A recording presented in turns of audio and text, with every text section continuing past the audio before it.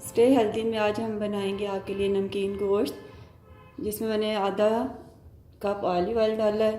अब इसके अंदर मैं ऐड करूँगी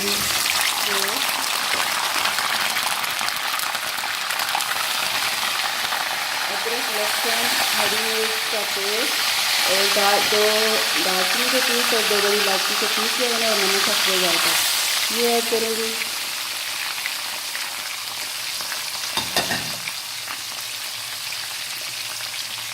इनको मिक्स करेंगे और अब हम इनको थोड़ा सा तेज़ आंच पे भूनेंगे। 2 से 3 मिनट मैं इसको भूनूंगी, मिक्स करेंगे इसको अच्छी तरह। बहुत ही मज़ेदार और झटपट बनने वाला ये नमकीन गोश्त आपको बहुत पसंद आएगा, ज़रूर ट्राई कीजिएगा। बहुत कम मसालों के साथ।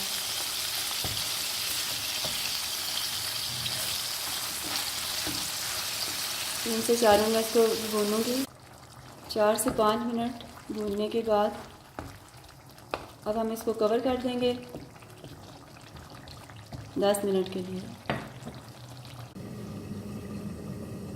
गोश्त को पकते हुए 10 मिनट हो चुके हैं। यहाँ पर अब मैं इसके अंदर आधा गिलास पानी ऐड करूँगी और मज़ीद इसे 10 मिनट के लिए छोड़ देंगे, क्योंकि अभी ये पूरी तरह कुक नहीं हुआ।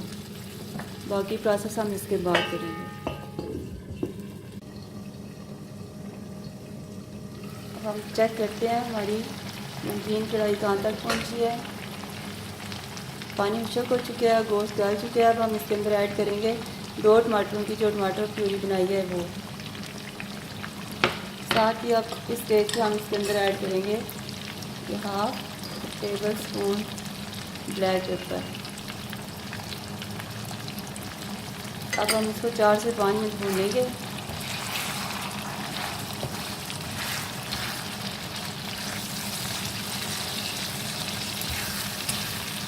झटपट फटाफट तैयार होने वाली नमकीन कढ़ाई गोश्त।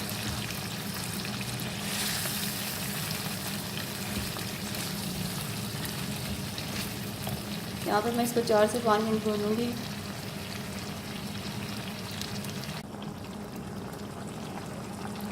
तीन से 4 मिनट मैंने इसको भून लिया है। मटन कढ़ाई अब हमारी तैयार है। अब मैं इसमें डालूंगी थोड़ा सा गरम मसाला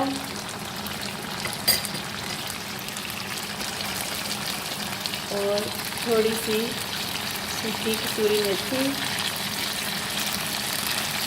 और 3 हरी मिर्च।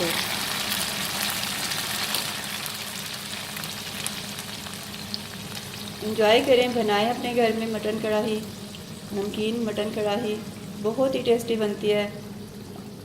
उम्मीद है आपको पसंद आई होगी मेरी ये रेसिपी। हेल्दी खाएं, हेल्दी रहें और स्टे हेल्दी को सब्सक्राइब करना ना भूलें। शेयर करें, लाइक करें। Thank you.